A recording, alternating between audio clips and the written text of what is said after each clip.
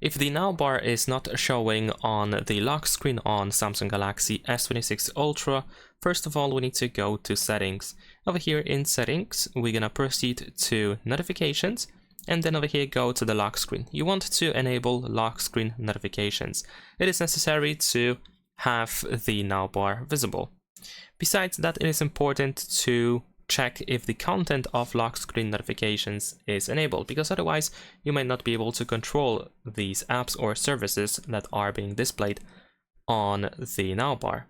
To manage the content of the lock screen notifications, we're gonna go to hide content while locked, and in here of course you can choose show always.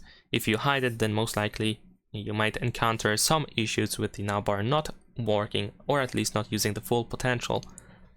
And last but not least, we can also go to the lock screen and AOD settings, and then in here we can find the now bar, and in here we can check all of these notifications or apps that are allowed to be displayed on the now bar.